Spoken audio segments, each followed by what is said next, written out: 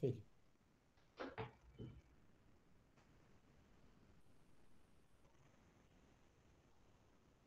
Vai, seu Google. Começa a gravar. Tá me vendo aí, né? Ah, agora foi. Então, uma boa tarde para todo mundo. Esse é o programa de pós-graduação em Física e Astronomia, PPGFA da UTF-PR. Hoje a gente vai ter a palestra da doutora Natália Pereira Rezende. Ela vai falar para a gente sobre aplicação de dispositivos baseados em nanomateriais para a detecção de gases. A Natália, ela é pós-doc na UFMG e ela tem bacharelado e licenciatura em Física pela Universidade Federal de Viçosa, ela é mestre pela Federal de Viçosa e doutora pela Universidade Federal de Minas Gerais. Durante o doutorado, especializou-se na produção e caracterização de dispositivos elétricos compostos de nanomateriais para aplicação como sensores de fluidos. Então, Natália, muito obrigado por ter vindo aqui dar essa palestra para a gente. É muito bom receber gente de todas as áreas e eu acho que você está contribuindo bastante para a área de nanomateriais, porque esse período agora a gente não teve tantas de nanomateriais, então quando tem é bom que agrega bastante, tá? Você tem o tempo que você achar necessário, tá? Se você quiser falar 50 minutos, ou 1 hora, ou 1 hora e meia, a gente está aqui disponível, tá? Fale no seu tempo, do jeito que você quiser. Eu só tenho uma perguntinha. Você prefere que te fale as perguntas no final ou pode ser durante a apresentação mesmo? Não, não, pode ser durante a apresentação mesmo, gente. Aí fica bem dinâmico, o que é mais é para vocês conhecerem, tirarem dúvidas mesmo. Então pode interromper a qualquer momento sem problemas. Beleza. E aí, o que eu vou fazer? Eu vou ficar aqui de olho no chat. Caso alguém faça alguma pergunta no chat, aí eu te mando, ou a pessoa pode perguntar direto também, abrindo o microfone, tá bom, pessoal? Então, a Isso, palavra é pessoal, sua. fica à vontade, viu? Vamos interagir, que essa é a hora. Então, pessoal, vou dar início ao seminário, né? Eu quero falar da aplicação dos dispositivos de nanomateriais como sensores de gases. Eu peço que, se vocês tenham curiosidade sobre o processo de fabricação, né, ou preparação dos nanomateriais, que vocês consultem a apresentação da Ive. Ela fez um seminário muito legal aí para vocês há um tempo atrás, contando toda essa parte de fabricação de dispositivos. Então, peço que vocês retornem lá. Hoje o seminário ele é mais aplicado mesmo, então não vou focar muito nessa área. E aí, eu começo essa apresentação falando a respeito dos dois laboratórios que eu trabalho atualmente, né? Então, eu trabalho lá no Departamento de Física da UFMG, no Laboratório de Nanomateriais, e também trabalho no CTNano. O CTNano é um centro de tecnologia em nanomateriais. Esse centro é referência tanto na síntese como caracterização e aplicação de nanomateriais. Então, é um centro que procura propor soluções para a indústria. Então, bastante interessante. Aqui, basicamente, é onde os meus materiais que eu utilizo para os dispositivos são fabricados. E aqui, no laboratório de nanomateriais, é onde eu realizo as medidas, né? Então, aqui eu tenho uma câmara, né, do sensor, equipamentos de medida, e é aqui que eu realizo, então, essas medidas propriamente ditas. A estrutura do seminário, né? Então, eu gostaria de começar com motivação. Por que é interessante, pessoal, aplicar os nanomateriais em sensores de gases? Também queria falar um pouquinho da caracterização elétrica dos dispositivos. Então, a ideia é fazer uma revisão rápida aqui de como são as curvas dos transistores de efeito de campo, né? Por quê, pessoal? Porque a gente tem que ficar de olho na mudança dessas curvas na presença de gás e verificar o que o gás modifica nesse dispositivo. Então, é muito importante entender essas curvas. E, por fim, eu quero ilustrar, né, com trabalhos que a gente já desenvolveu no laboratório de nanomateriais, trabalhos de sensores mais que estudam o fenômeno e também mostrar dois sensores que têm características para serem aplicados comercialmente. Aqui, então, pessoal, por que é interessante aplicar nanomateriais na detecção de gases? Essa resposta, na verdade, está nas propriedades dos nanomateriais, né? Então, estes nanomateriais, como os nanotubos, grafeno e TMDs como o MOS2, eles, em geral, apresentam excelente resistência mecânica. Eles também apresentam propriedades condutores promissoras. Por exemplo, os nanotubos são materiais metálicos, podem ser semicondutores ou metálicos. O grafeno é semimetal. O MOS2 é um semicondutor. Então, assim, essas propriedades permitem que você faça diversas aplicações. Além disso, os nanomateriais, eles apresentam grande área superficial. Então, o material basicamente é área, né? Se você tem a espessura de um átomo, então esse material, basicamente a área, fica muito suscetível ao meio ao qual ele é inserido. Então, por isso que é interessante aplicar os nanomateriais para sensores. E trabalhos existentes, né, mostram, e aliado a essas propriedades dos sensores, mostram que esses sensores, eles podem sim superar em vários quesitos os sensores comerciais. Como, por exemplo, né, eles podem ser seletivos, alta sensibilidade, né, visto que, em geral, a reação pode ocorrer ali na superfície rapidamente, tempos de resposta e retorno rápidos, eles podem operar em baixas temperaturas, né, em comparação, por exemplo, a sensores de óxidos que precisam operar em altas temperaturas, e, principalmente, pessoal, eles apresentam tamanho reduzido. Mas por que tamanho reduzido é interessante? Porque você pode inserir esse sensor em uma tubulação de modo a fazer um monitoramento in situ. Então, por isso, é muito interessante trabalhar com essa aplicação dos nanomateriais. E aqui, então, vou iniciar vou falar um resuminho da caracterização elétrica dos dispositivos. Por quê? Porque mais para frente eu vou mostrar, né, o sensor de MOS2, sensores de grafeno, e aí vocês vão entender o que estava acontecendo, né? Vocês vão olhar a curva e entender como o gás estava interagindo com esse nanomaterial. Aqui, pessoal, a gente tem um transistor de efeito de campo. Eu acho que talvez vocês já tenham ouvido falar, mas para quem não ouviu falar, né?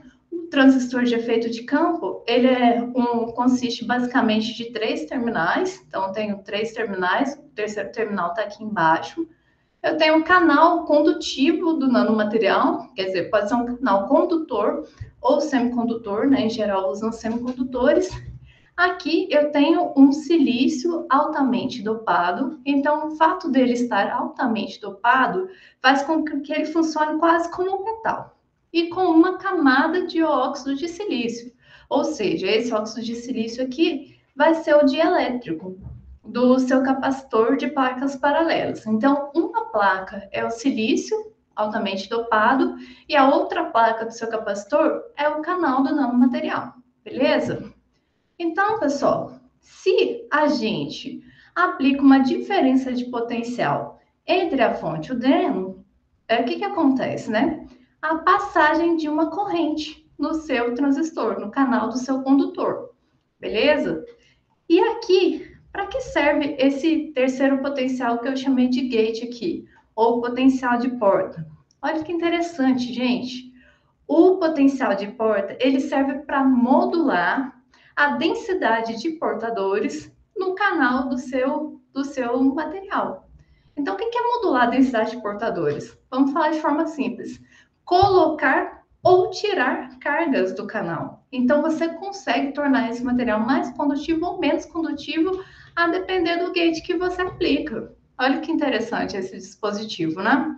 Então, vamos lá.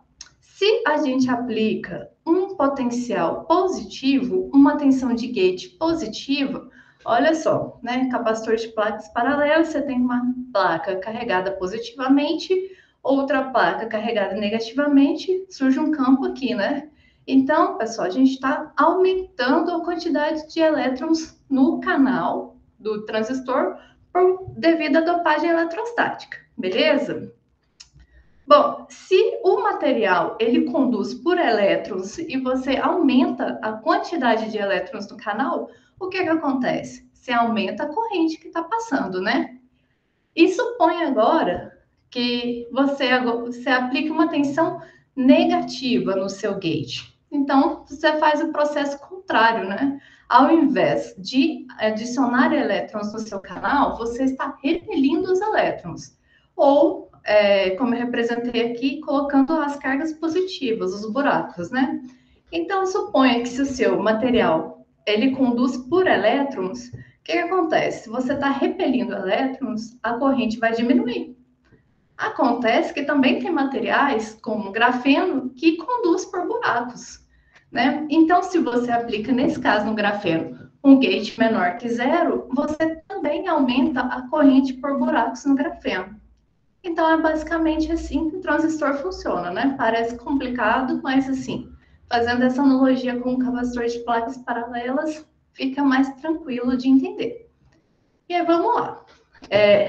Aqui eu vou pedir para vocês chamarem a física 3, né? Para a gente fazer uma pequena revisãozinha de equações que também é muito interessante. Aqui eu quero provar para vocês que, de fato, a densidade de portadores, né, elétrons ou buracos no seu material, ela depende do gate aplicado. Por isso que eu quero fazer essa deduçãozinha com vocês. Então, vamos lá. Densidade de portadores vai ser o número de portadores dividido pela área, a área da placa do capacitor, né? A gente pode reescrever o número, né, de portadores como a carga total dividido por E, dividido pela área. Mas, pessoal, se a gente lembra lá do capacitor, né, da definição de capacitor, capacitância é carga sobre a diferença de potencial aplicada entre as placas, né? Lembrando que a gente está aplicando um gate lá em uma das placas do seu capacitor.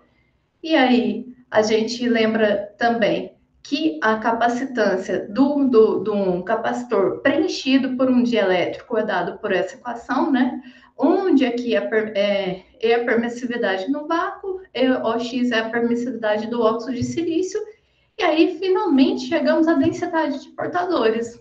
Ou seja, gente, a gente consegue de fato inserir carga no canal do seu dispositivo através da aplicação de uma voltagem. Bem interessante, né? E aqui, só por curiosidade, né, também outro parâmetro que a gente utiliza bastante para os dispositivos é a mobilidade, né, a mobilidade FET, que é dado pela inclinação, né, tem parâmetros aqui da capacitância, parâmetros geométricos, mas é dado diretamente pela inclinação da curva de corrente em função da tensão de gate do seu dispositivo. E aqui a última equaçãozinha, né, dos transistores é a equação da condutividade. A condutividade ela é diretamente proporcional a E vezes a mobilidade vezes a densidade de portadores. Ou seja, se você tem lá um dispositivo onde a condutividade dele está mudando de alguma forma, por alguma razão, né? Você causa essa modificação na condutividade, então ou está acontecendo aumento na densidade de portadores ou uma melhora na mobilidade. Sabendo disso, agora a gente está pronto para entender os próximos passos aqui. Só para ilustrar, pode fazer. Desculpa interromper, só uma pergunta rapidinho. Sim. O óxido de vocês ele é crescido ou ele é natural do silício que vocês... Não, a gente compra esse óxido importado mesmo, Rafael. Ele vem... A espessura é de 280 a 300 nanômetros. A última compra foi 280 nanômetros. Caso vocês tenham interesse de adquirir, é só me falar que eu passo o contato da empresa. É importação, mas chega muito rapidinho, sabe? Porque, assim, tem o óxido crescido, que o Sérgio cresceu para a gente. Mas para fazer dispositivo, a gente não tem muita confiança. Por quê? Porque pode acontecer fuga, né? Fuga é um conceito que eu não falei aqui, mas se você tiver fuga no seu dispositivo, pronto, seu trabalho de 1, 2, 3 semanas para fabricação foi embora, né?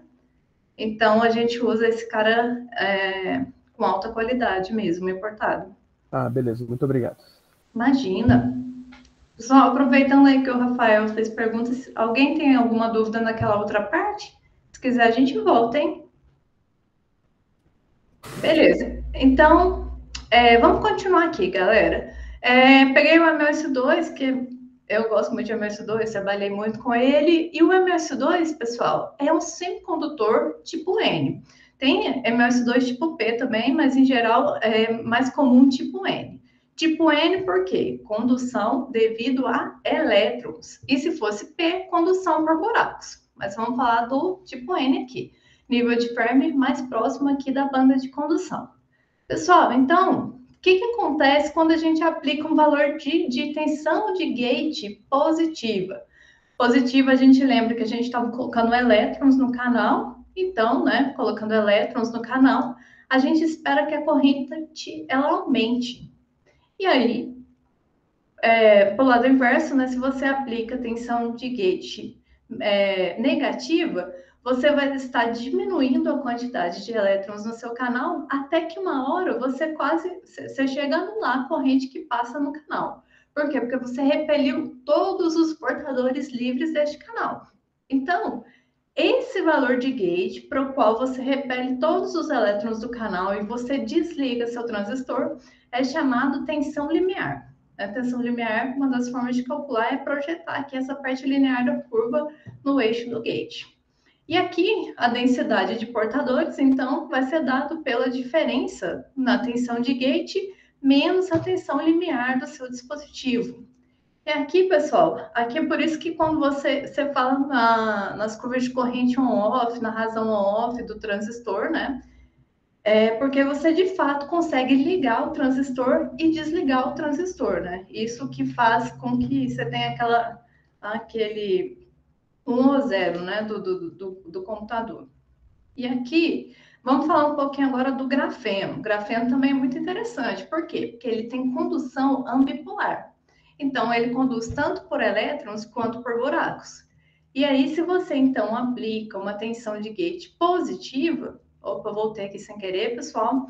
Se você aplica uma tensão de gate positiva, você aumenta os elétrons. Então, você aumenta a condutividade do grafeno. Mas se você aplica uma tensão negativa, você também aumenta a corrente porque você tem condução por buracos. Então, essa é a curva do grafeno, né? A curva de corrente em função de gate.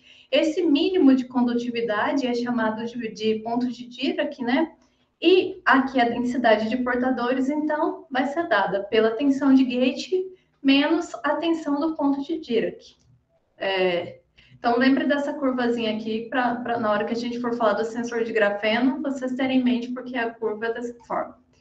E aí, pessoal, agora suponha que vocês querem medir a resistividade do canal do nanomaterial. Como que vocês fazem, gente? Então, vocês aplicam uma corrente entre a fonte e o dreno, ou vocês, na verdade, aplicam o potencial e monitora a corrente que passa nesse canal. Então, o inverso da inclinação dessa curva é igual à resistência, pela lei de Ohm mesmo, né? Se você tem um dispositivo com contatos ômicos, que pode acontecer de você ter dispositivo com barreira Schottky, mas nós não vamos aí por esse caminho hoje. Deixa o próximo seminário aí para a gente falar de barreira Schottky, escolha de metal, né, para fazer os contatos no seu material. Então, isso aí é assunto para outro seminário, que aí vai longe. E aqui, pessoal, aqui eu estava mostrando no slide anterior uma medida duas pontas. Então, na medida duas pontas, pessoal, o mesmo terminal que você usa para aplicar a corrente, você usa para medir a diferença de potencial. Então, isso aqui não é legal porque, olha só, quando você está tentando medir a resistência do seu material, você vai ter a adição de duas resistências aqui dos contatos. Então, assim, para efeitos práticos, né, às vezes essa resistência dos contatos é baixinha e não vai te interessar muito. Mas qual que é a forma correta de você medir a resistência do seu canal ou a chamada resistência de folha? É fazendo uma medida 4 pontas. Por quê? Porque aqui você vai aplicar a tensão ou a corrente entre dois terminais e vai medir entre dois terminais adicionais. Olha só, mas para medir você colocou um voltímetro com alta impedância. Então, você podia me falar, mas aqui você ainda tem a resistência de contato né, desses dois terminais que você está utilizando para medir. Mas olha só, a impedância do multímetro é tão grande que a corrente que flui por essa malha é basicamente desprezível, gente. Então, você basicamente não tem perda de corrente nessa malha. Portanto, nessa configuração 4 pontas, você de fato está medindo a resistividade do seu canal. Então, se você quer fazer uma medida para falar assim, tem os parâmetros lá, a geometria do seu dispositivo, você quer medir essa resistividade, ou pede para ela medir a 4 pontos, né? Sempre vai ser melhor.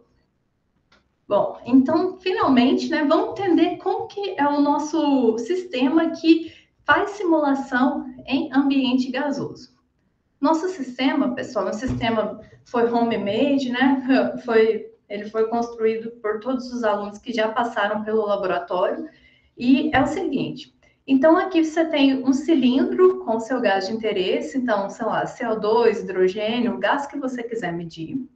Nós utilizamos um gás inerte para fazer a diluição desse gás, né, para produzir diferentes porcentagens, né, de contaminação do gás de interesse.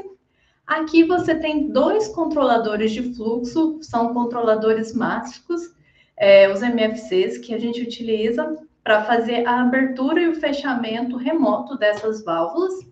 Aqui nós temos uma câmara com um controlador de temperatura. Então, assim, a gente pode fazer medidas em diferentes temperaturas para saber se o material ele é melhor condutor em altas, quer dizer, ele é melhor sensor em altas temperaturas, ou para fazer tratamento térmico para melhorar a qualidade dos contatos. Uma exaustão. Aqui eu tenho o elemento sensitivo conectado a equipamentos de medidas elétricas e um software de coleta e análise de dados. E aqui, pessoal, chamo a atenção para vocês o seguinte, olha só, como você quer fazer 1, 2, 10 curvas, beleza, você faz ali manual, tal, você varia tudo ali, pode variar manualmente, mas quando você quer simular um sensor, né, simular um protótipo, é muito importante que você tenha um bom software de análise e um bom software de coleta de dados, de preferência de forma remota, que possa atuar por 24 horas por dia, né? Fazer essa coleta de dados, para cada vez você ter mais dados e fazer um sensor bem robusto, né? Então, o que eu falo, né? Porque para quem ainda não tem muito esse costume de programar, aprenda a programar, pessoal. Seja em qualquer linguagem. Por exemplo, eu uso muito MATLAB. Então, qualquer linguagem. Por quê? Porque é essencial para você fazer coleta de sinal e análise de dados de forma eficiente, principalmente se você quer fazer uma prova de conceito robusta. Então, isso é muito importante. E aqui, pessoal, então vou mostrar uma coleta de sinal simples para vocês. Então, a gente deixa lá, a gente monitora em geral a corrente em função do tempo. Então, a gente deixa a corrente estabilizar, né, a uma dada temperatura, em ambiente somente de argônio. Então, eu vou ter uma corrente bem estável. E aí, depois eu insiro o gás de interesse e desligo o argônio. Quando esse gás ele entra na câmara, em geral, né, se ele vai interagir com o seu material, ou a corrente aumenta ou diminui. Há uma mudança na condutividade. Mais para frente, a gente vai investigar o que pode acontecer para mudar essa condutividade. E aí, depois, a gente utiliza o argônio para dissolver esse gás e para levar o sensor para a posição inicial que ele estava, né? Porque assim você tem certeza que o gás totalmente dissolveu. Então, basicamente, esse é o teste que a gente faz, né? Lá na nossa câmara de sensor. Aqui, pessoal, tem um videozinho que o Vinícius preparou, né? De uma coleta de medidas. O Vinícius é mestrando, e eu oriento ele, né? No mestrado, ele também faz um trabalho de sensor de gás de CO2. E aí eu vou passar rapidinho o vídeo só para vocês entenderem essa coleta, né? Então, a gente tem um software para coletar, tem um software para analisar essas medidas. Então, deixa eu mostrar aqui rapidinho como é feito. Depois de parametrizado, a gente... Só uma pergunta, vocês estão ouvindo o áudio?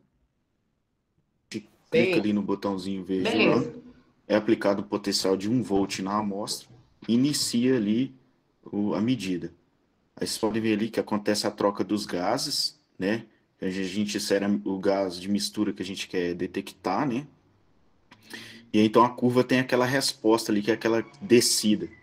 Depois que esse gás é desligado, a curva retorna para o seu valor, né, para o seu estado inicial ali, né, que é a desorção dos gases, mostrando assim, né, que a gente tem uma detecção ali, né, desses gases de trabalho inseridos na câmara. Bom, e aí é isso, a gente coleta todas essas curvas, né, e faz uma análise de todos esses dados para saber qual a concentração do gás.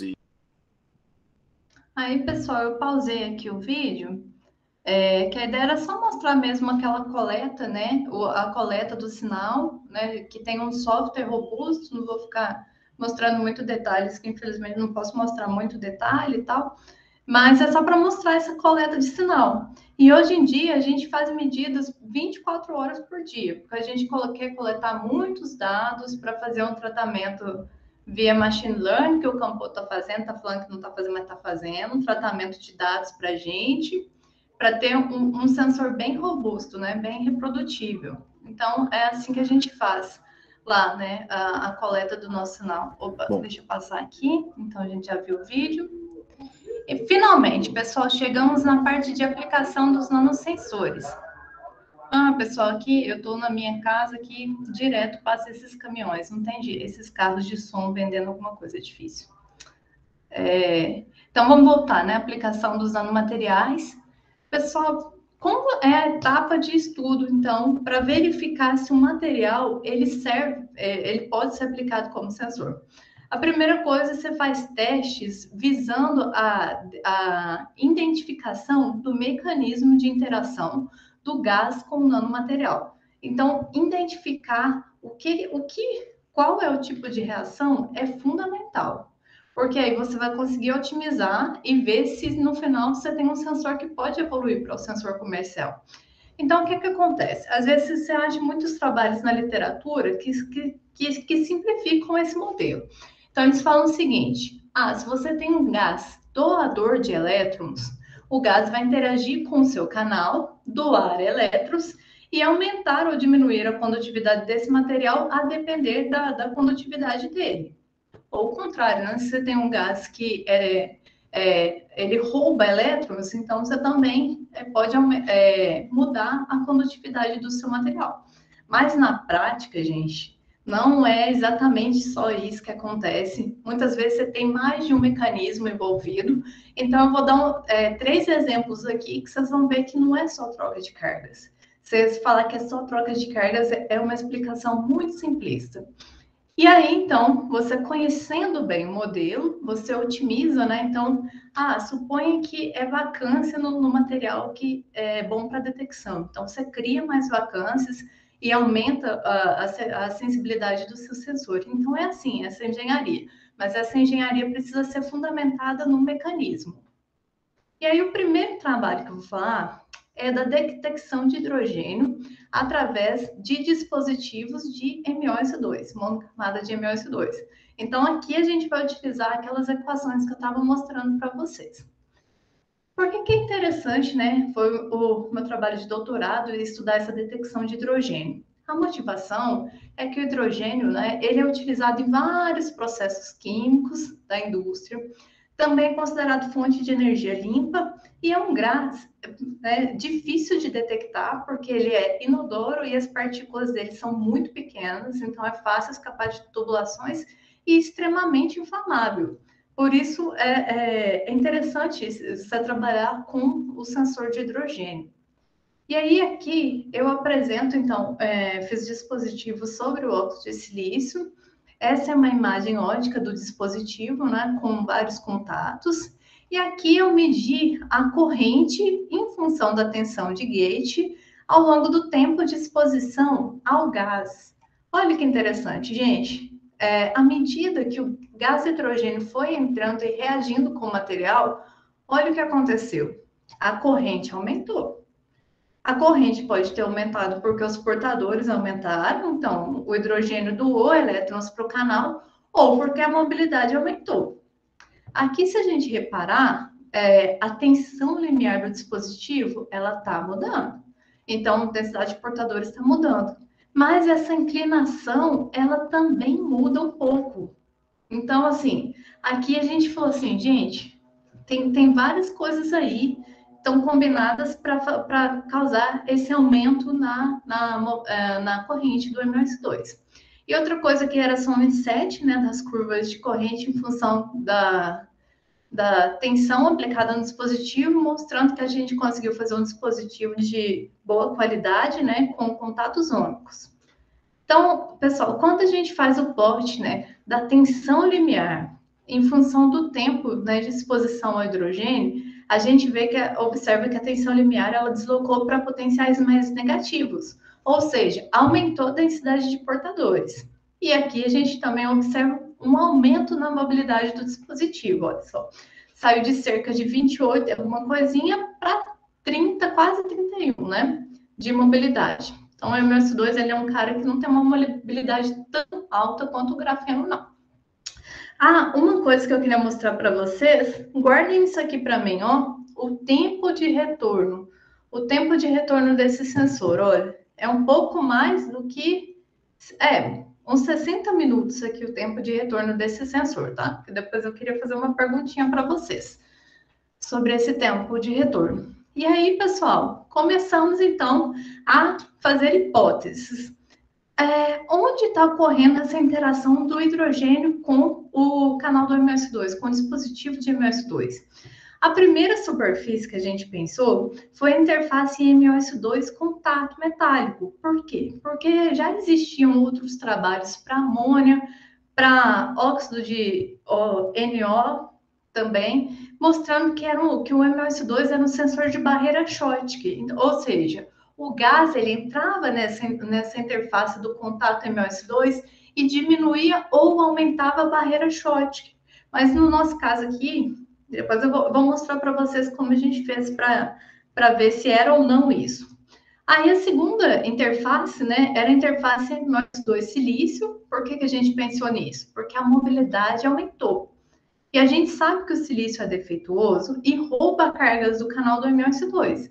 Então, a gente pensou, será que o hidrogênio está indo aqui, né, porque era uma molécula pequenininha, está indo entre aqui o silício e o MOS2, está passivando defeitos no substrato e melhorando a mobilidade do dispositivo, né? Porque uma coisa que afeta muito a mobilidade do dispositivo é o substrato.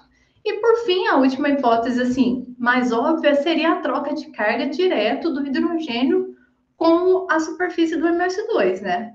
Só que isso era um pouco complicado, porque vocês viram lá, estava aumentando a corrente. Para aumentar a corrente, o hidrogênio tinha que doar elétrons para o MOS2.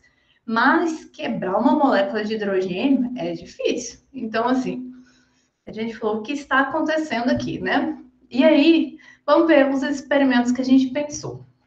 O primeiro deles foi fazer uma medida 4 pontas. Por quê? Porque medida 4 pontas elimina a influência dos contatos. Lembra que eu mostrei para vocês a configuração da medida 4 pontas?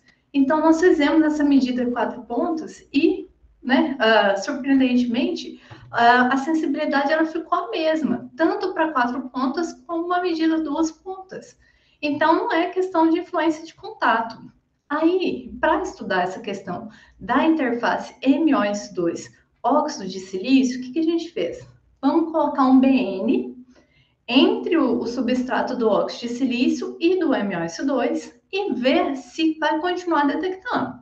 Porque se for interação só com óxido de silício ali, não vai acontecer mais com o BN. Porque o BN também ele é um substrato com alta qualidade e bem menos defeitos em comparação ao óxido de silício. E aí, quando você olha, gente, a curva de sensibilidade, olha só, roxinho para o silício, azul para o BN. Tá ali, né, na mesma ordem de grandeza. Então, também não é essa interface, né? Não é interface contato, medida 4 pontas eliminou essa suspeita, não é interface do óxido de silício. Então, sobrou a superfície do MOS2. Porém, de novo, quebrar hidrogênio é difícil. E aí, por que essa corrente aumenta, né? Então, a gente ficou ali querendo achar uma explicação para isso, né?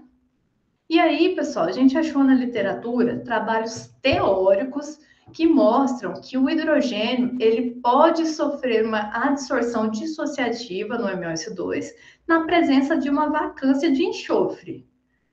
Tá, então tinha trabalhos na literatura, né? A gente até conversou com os teóricos para fazer simulação, mas acontece que, como já tinha esses trabalhos na literatura, a gente até desistiu. E aí, gente, mas só com essa explicação da literatura, a gente ainda não estava satisfeito. Então, o professor Ângelo, ele deu uma sugestão. Ele falou assim, vamos passivar essas possíveis vacâncias do MOS2, né, com óxido de alumínio, via ALD. E aí foi o que a gente fez, né? O crescimento ALD, de óxido de alumínio, ele acontece principalmente em sítios de defeito. Então, provavelmente, nas vacâncias, ele também ia crescer as bolinhas de alumínio. Então, aqui eu tenho uma monocamada de MOS2 antes do crescimento e após o crescimento. Então, apesar que o zoom ficou ruim, mas dá para ver um monte de bolinha decorando aqui os rasgos, né? Decorando a dobra do MOS2. E, então, a gente acreditou que pode ter acontecido, sim, a passivação dos defeitos. E se passivou defeito, a gente espera que a sensibilidade em presença ao hidrogênio diminua, que foi o que aconteceu aqui com a corrente na presença do hidrogênio, ela teve uma variação muito menor do que na ausência de deposição de óxido de alumínio, ou seja, num dispositivo puro. Então, a gente teve um indício experimental que, de fato, podia ser vacância. E aí, os resultados desse trabalho, a gente publicou nesse artigo. Quem tiver curiosidade depois, dá uma olhadinha lá nos detalhes, todos esses detalhes do trabalho. Então, vocês notem que houve todo um estudo para a gente entender, né, essa interação. Por quê? Porque agora eu pergunto, como a gente podia otimizar, então, esse sensor? Tornar ele cada vez mais sensível.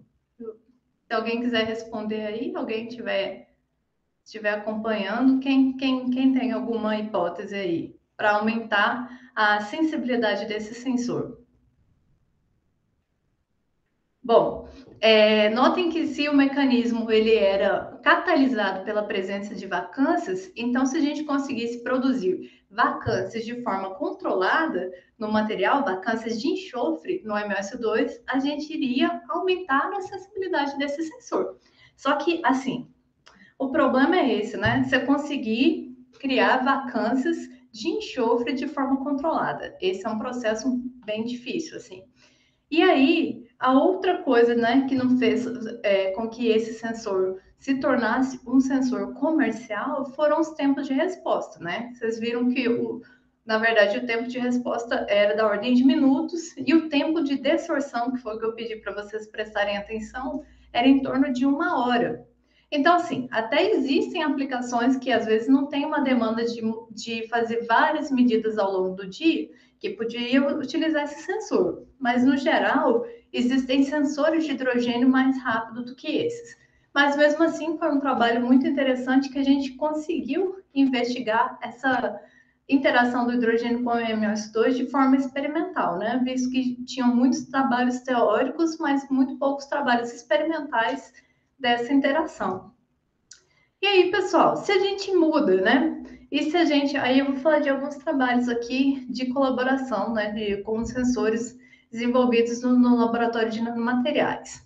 E se a gente muda? Então, agora a gente quer detectar hidrogênio através de dispositivos de grafeno. Aí, né? A gente já sabe que no MOS2 foi vacância.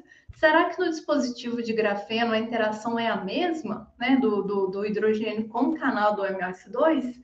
E aqui esse estudo, né, que eu colaborei com a Cíntia, a gente observou que não é igual. No grafeno, pessoal, no grafeno o hidrogênio, que está representado por essas moléculas verdes, ele interage no contato, entre o contato e o grafeno. Então, quando a gente fazia a medida 4 pontas aqui, a gente não via resposta, Tinha que fazer a medida 2 pontas para ver resposta. Então, você via um deslocamento aqui, ó, das curvas de resistência.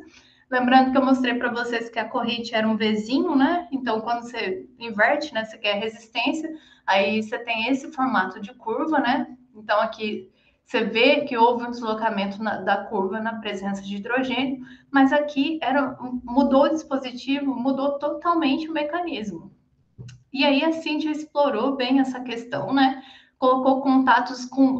aqui ela tinha contato de ouro, aqui ela colocou um contato de ouro e cromo oxidado, e ela viu que, na verdade, surgia 2 pontos de Dirac aqui no grafeno. Então, esse artigo explica por que, bem em detalhes, por que acontece isso, né? De 2 pontos de Dirac no grafeno. Então, basicamente, nessa configuração, era como se você tivesse 2 grafenos. Muito interessante esse trabalho. E outro trabalho é um trabalho de detecção de amônia, também com dispositivo de grafeno. Aí vocês vão falar assim, a amônia interage no contato igual ao hidrogênio? Não. Aqui, gente, a gente verificou, né, um trabalho do Alisson, que eu também colaborei, e a gente verificou que, na verdade, o substrato, ele tinha um papel fundamental. Então, na detecção, na otimização do sensor. Por exemplo, foram utilizados substratos de BN, talco e silício. E a gente verificou que o dispositivo de BN tinha uma sensibilidade muito melhor do que em comparando aos outros dispositivos. Era um dispositivo muito melhor. Então, o substrato, notem que 3 trabalhos. Um foi reação no canal, né, facilitado por vacância. O outro foi interação no contato e outro teve influência significativa do substrato, ou seja, não é um mecanismo muito simples não, né? Então tem que estudar direitinho para entender como você pode otimizar esse sensor. E aí, pessoal, chego finalmente no meu projeto atual de pesquisa. Esse é um projeto, né, com duração de 3 anos, foi uma parceria com a Petrobras, que aqui a gente já quer um produto mais comercial. Um produto não, né? Aqui nesse primeiro termo de colaboração, a nossa proposta foi apresentar um protótipo para detecção de CO2 em gás natural. Então, esse primeiro termo de colaboração, protótipo. A gente tem aprovado um segundo termo, né, que está em trâmites ainda, para tentar chegar mais próximo de um produto. Então, aqui a gente fez protótipo, o próximo termo, um produto, né, com alto TRL. E aqui, esse projeto, né, então, ele envolve uma equipe, né, porque quando você fala de desenvolver um protótipo, até mesmo um produto, você tem que ter uma boa equipe, né? Sozinho você não consegue avançar e atacar todos os problemas do seu projeto. Então, cabeça do projeto, né, foi o Rodrigo, que submeteu essa proposta para a Petrobras e conseguiu aprovação. Nós temos os professores Leonardo e Miriano, né, que fazem consultoria, né, dão ideias para a gente.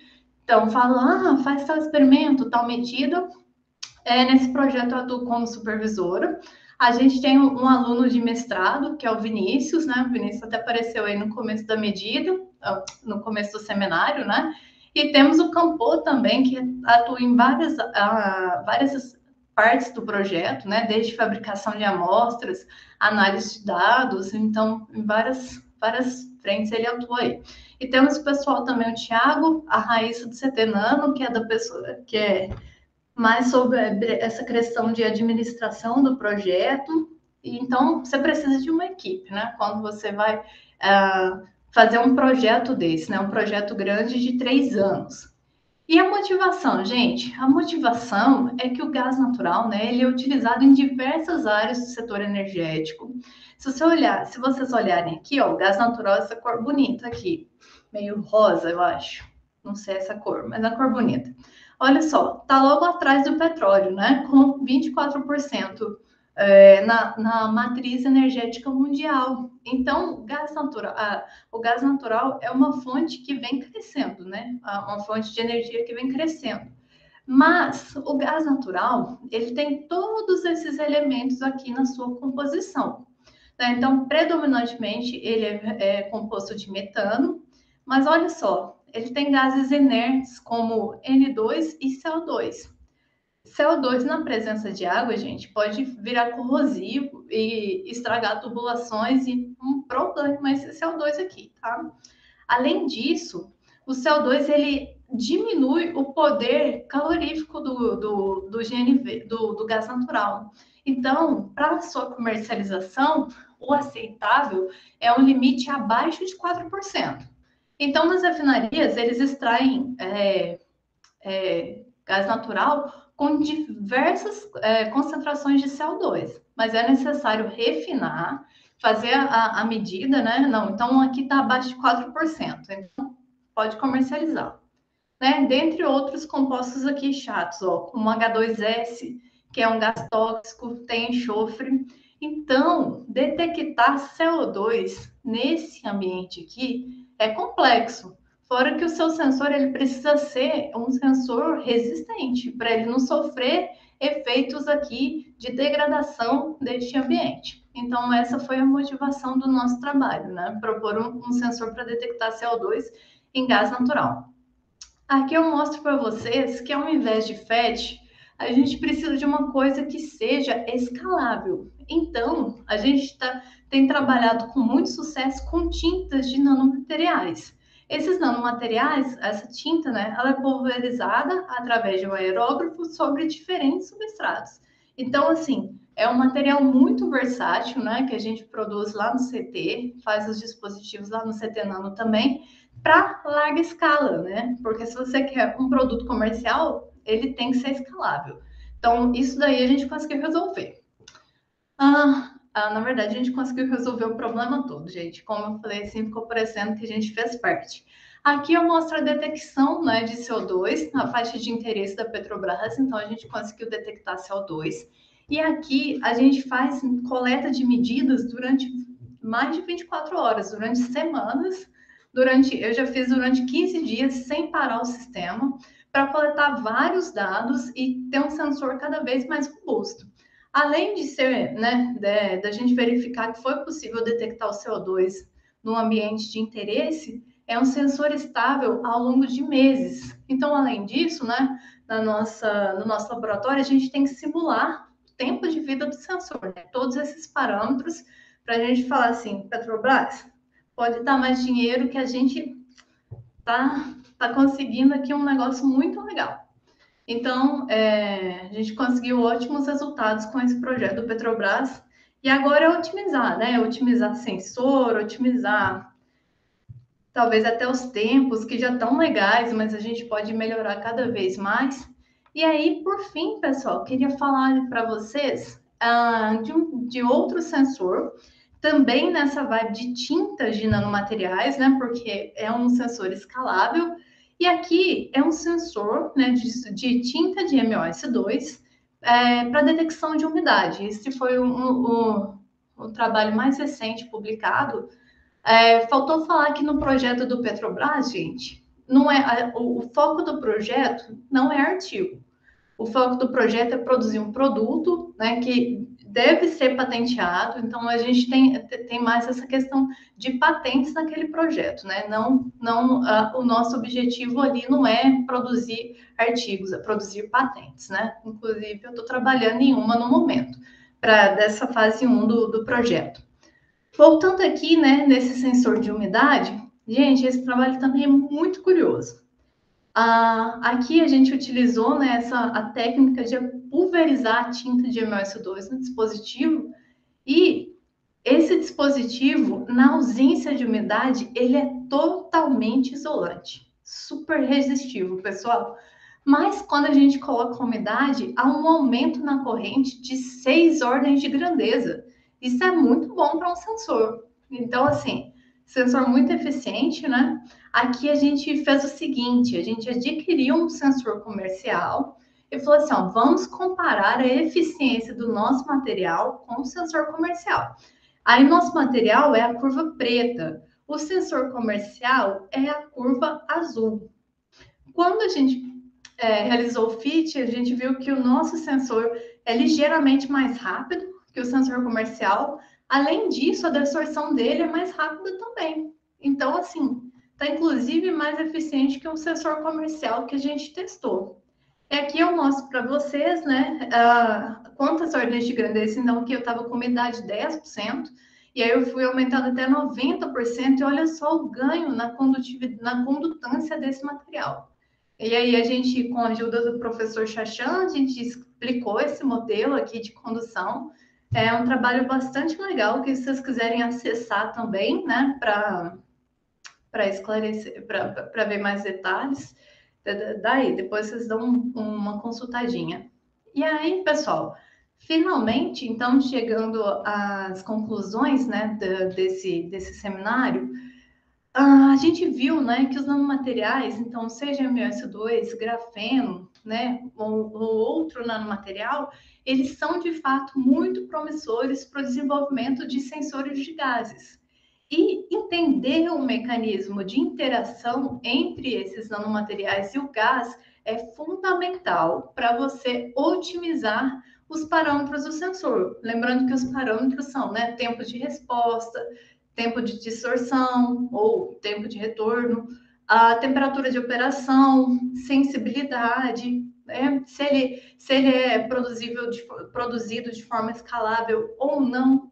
Então, são todos esses parâmetros aí. Conhecendo o mecanismo, otimiza todos esses parâmetros do sensor e sim, você pode evoluir para um produto comercial, como a gente tem feito aí nesse projeto do Petrobras, né? Então, nós já temos o protótipo, né? O protótipo já foi testado, a gente já viu a eficácia dele e agora a ideia é tentar chegar a um sensor comercial mesmo. Beleza? Então, é isso. Muito obrigada pela atenção de vocês. Aqui está o meu e-mail também, se vocês quiserem mandar algum e-mail para contato, parcerias, tiverem alguma dúvida, é só mandar um e-mail aí. Fiquem à vontade, tá bom? Valeu, Natália. Muito obrigado. Imagina, prazer o meu. Deu excelentes exemplos de aplicação de nanomateriais em sensores. E eu achei interessante que você mostrou, basicamente, vamos falar assim, 3 casos, né? Onde um estava ali no canal, um estava em cima do material e um estava no substrato, né? Sim. Sim, não, e tipo... Rafael quer fazer uma pergunta? Manda bala. Fica à vontade, Rafael. Tudo bem, Natália? Muito bom o seminário. Bacana obrigada, ter visto a aplicação dos dispositivos de vocês lá, de algumas coisas, inclusive, básicas de dispositivos, que apesar de eu estar trabalhando com eles, eu não entendi ainda, e ficou mais claro agora no seu seminário. Muito obrigado. Sim, a minha pergunta que eu tenho é a seguinte: aquele sensor de MOS2 que você fez, eu imagino que os testes dele tenham sido em ambiente controlado, né? Isso. E tem algum efeito o fato dele degradar para detecção? Então, assim, se você fosse pegar esse cara e colocar num ambiente aberto, assim, né, sem controle nenhum para detectar se tem vazamento ou não de um gás, o fato dele degradar afeta a medida em algum aspecto? Pois é, isso é um grande problema, né? Quando você quer tentar fazer detecção em atmosfera. Por quê? Porque o MOS2 é um cara muito reativo. Então, ele detecta tudo, oxigênio, nitrogênio, tudo que você passar, o MOS2 detecta, exceto o CO2, que eu testei, né, para ver, quem sabe o MOS2 vai ser um bom sensor de CO2. CO2 ele não interage, né? Porque CO2 já é um gás mais inerte, mais difícil. Mas então, assim, para colocar ele em ambiente e ver se tem vazamento, esse sensor não estava esse grau de maturidade, viu? Não ia funcionar, provavelmente, porque ia ter interferência de outros dispositivos. Mas, assim, a gente já pensa em algumas arquiteturas, né, de não só aplicação do MOS2, mas de outros sensores para quando a gente quiser tentar trabalhar em atmosfera mesmo. Então, a ideia era colocar talvez 2 sensores aí, um sensor para captar as variações de flutuação do ambiente e o outro sensor para medir o gás e a gente, né, tentar descontar essas influências. Mas colocar esse MOS2 em ambiente ia ser um problema. A gente teria que trabalhar, que nesse ponto que a pesquisa chegou, não ia conseguir. Grafeno resolveria o problema ou não funciona? Aumenta o problema? Não. Grafeno também é um cara que interage com todo mundo, exceto com o CO2. O CO2 a gente também tentou, vamos fazer um dispositivo de grafeno para detectação. Não funcionou, de jeito nenhum. Mas, assim, o pessoal do CT tem feito esse tipo de coisa que eu estou falando, a gente tem feito para um outro sensor no CT, de outra coisa, né, que eu não vou entrar em detalhes e tal, que muitos desses projetos, pessoal, tem questão de sigilo. Então, quando eu falo, vou falar em detalhes, é por conta de sigilo. Mas, assim, eles estão conseguindo resolver isso e fazer medida em ambiente, Rafael, sem ter a necessidade de passar esse argônio. Legal. Então, tem essa... Eles já estão mais avançados nesse ponto. Em ambiente que você quis dizer em atmosfera, né? Isso, em ar. Botar o sensor aqui, falar assim, mede, meu filho, isso, a quanto CO2 aqui? Obviamente você não precisa entrar em detalhes, mas isso passa por escolher um canal que seja reativo especificamente ou é outra coisa? Então, né, tem uma forma de você fazer também, para ele ser reativo só a uma coisa e não a outra, é fazer encapsulamento ou colocar outro sensor em paralelo para você subtrair essas interferências. Então, são esses tipos de abordagem. Entendi, beleza. Muito obrigado, viu, Natasha? Imagina.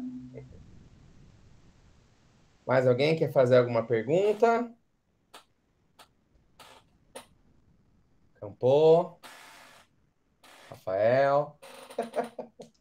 O pessoal tá tímido. Eu espero que... tímido hoje. Eu espero que vocês tenham entendido pelo menos um pouquinho ali da parte do transistor, porque isso gera bastante dúvida mesmo. Os professores estão meio cansados, porque essa é a última semana do semestre. É a semana que a gente fica corrigindo prova, gabarito e lança nota e vê aluno chorando. Aí você consulta e aí, gente, vamos fazer aquela normalização? Né? Não, eu entendo, não, tranquilo, gente. Mas faz um favor para mim que eu tenho uma pergunta. Põe a sua apresentação de novo. Show, vamos lá.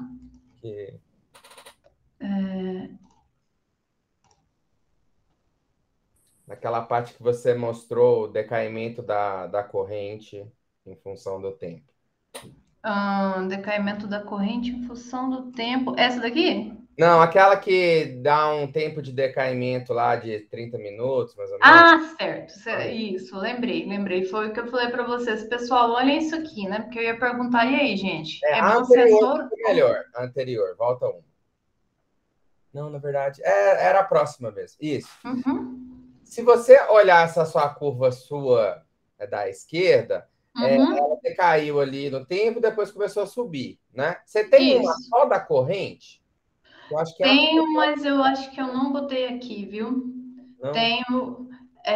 Inclusive um pouco mais lento, Emilson, que da questão da tensão limiar, viu? Ela cai ainda mais lento. Mas de corrente, eu acho que é. A minha pergunta era a seguinte, porque eu tenho um trabalho com SNO2 nanofio, que a gente via que a corrente ela não necessariamente voltava exatamente para o mesmo valor do escuro, sabe?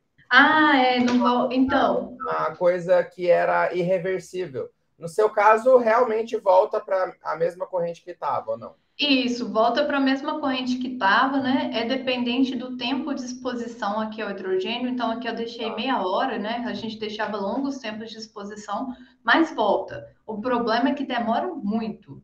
Aqui, a carga, ela volta até mais rápido no tempo de uma hora, né? A mobilidade mesmo não voltou. E a corrente eram coisas de horas para voltar. Então, a gente viu... está associada à taxa de desorção, não é? Isso, exatamente, taxa de desorção. Vocês chegaram a calcular qual seria mais ou menos essa energia para fazer a desorção? A gente fez um cálculozinho sim, viu? Mas dava uma... não, na verdade, a gente fez em função da temperatura, eu acho. Então, geralmente você faz essas medidas em função da temperatura, você acha a energia de ativação, que aí você sabe por que demora tanto, né? Porque se uma energia de ativação na ordem da temperatura ambiente, aí rapidinho dissolvia tudo. Só que se for uma energia muito alta, você demora muito, né? Que você não tem energia suficiente para fazer aquela distribuição, né? A gente fez essa curva assim, viu, Emilson? E aqui, inclusive, faltou falar, gente, que esse sensor, ele operava, olha só, a 200 graus, tá? Era um sensor que funcionou bem a altas temperaturas, porque em temperatura ambiente era basicamente irreversível, o negócio não voltava de jeito nenhum. Então, aqui ainda precisava colocar a temperatura para ativar mesmo o sensor, né? Uhum. Não, mas o bom é que você pode demorar, mas volta, né? O grande problema é que tem alguns processos que o negócio gruda na superfície lá e não sai nunca mais, né? Isso, a gente fez medidas, né? Vários ciclos, deixando várias horas em exposição ao hidrogênio, depois esperando o sistema voltar totalmente para mostrar que a gente tinha um processo reversível.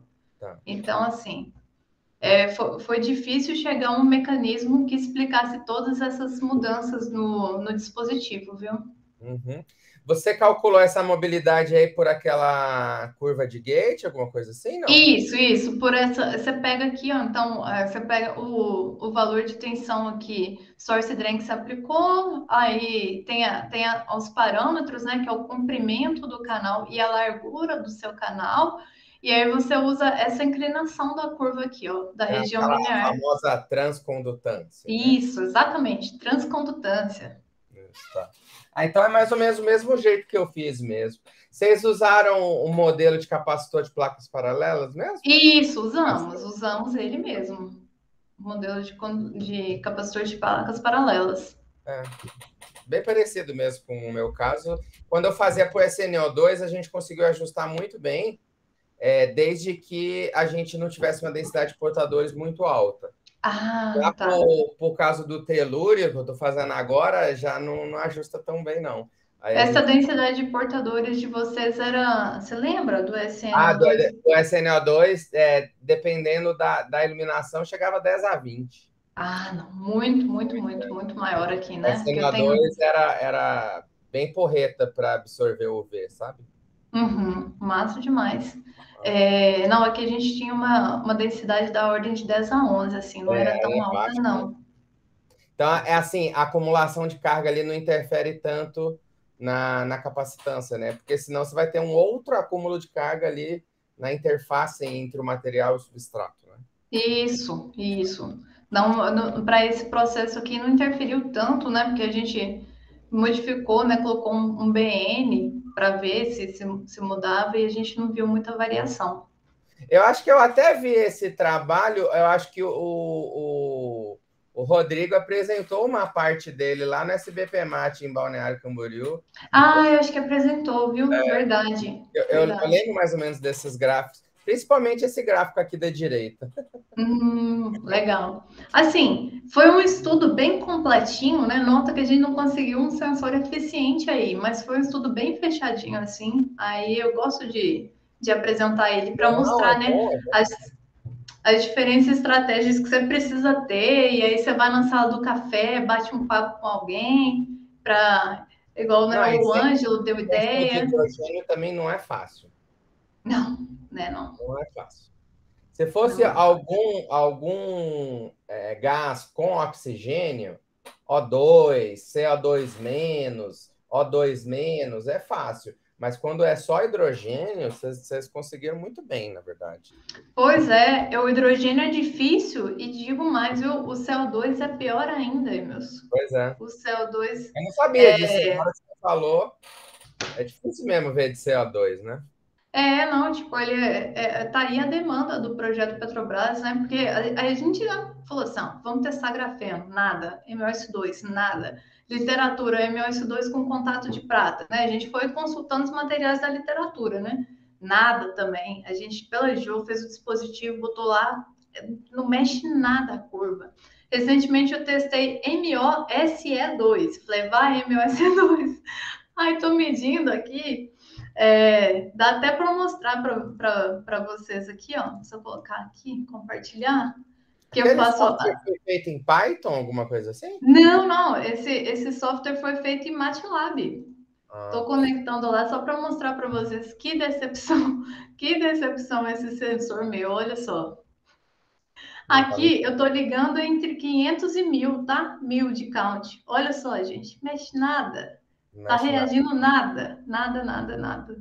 Esse sensor aqui tá péssimo. Mas é assim. Eu uso o Ndesk também para ver minhas medidas em tempo real. Parar de apresentar aqui, né? Fica um modo infinito. Então, assim, foi na pandemia mesmo. Antes a gente tinha um sistema muito manual, né? Até no doutorado, assim, era ligar e desligar a chavinha da caixa dos controladores dos MFCs. Aí veio a pandemia, a UFMG fechou, a gente falou assim, a Petrobras não vai renovar, não vai dar tempo para a gente. A Petrobras quer saber de pandemia, Resultado. não.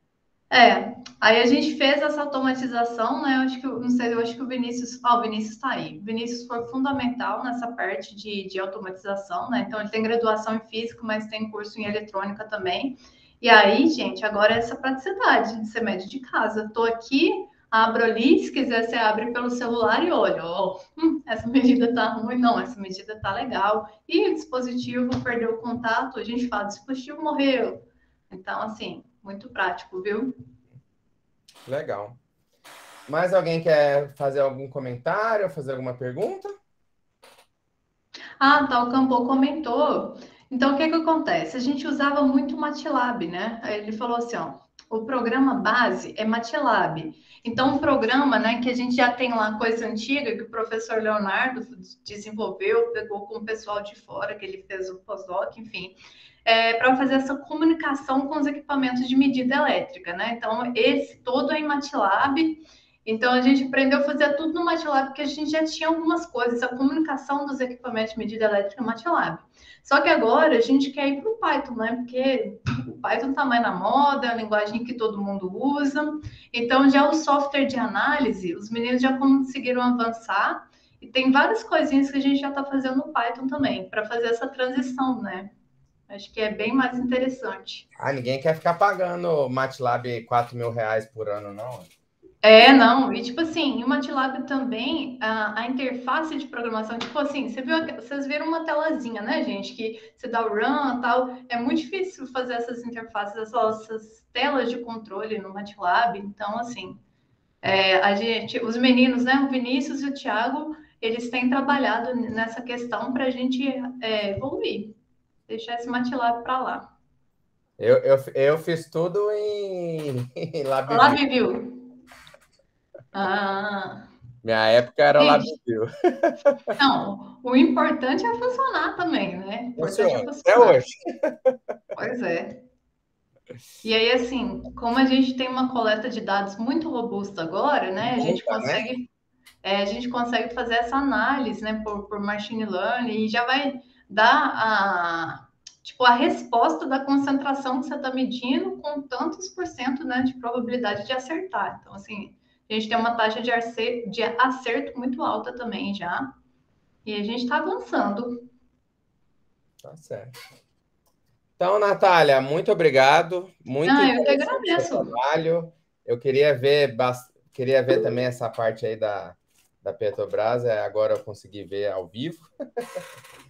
E muito obrigado por vir aqui dar essa palestra para a gente. Foi um prazer. E numa próxima oportunidade aí, a gente te chama de novo. Joia, eu agradeço, viu, gente? Muito obrigada aí também pela atenção de vocês. Quem puder assinar a lista de presença, fique à vontade. É bom que me ajuda a organizar para os próximos semestres também. Tá bom? Show de bola. Valeu, Natália. Pessoal, abração para vocês aí, viu? Bom final de dia.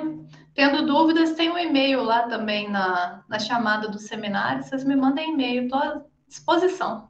Fechou. Fechou. Abração, gente. Até mais. Tchau. Até mais.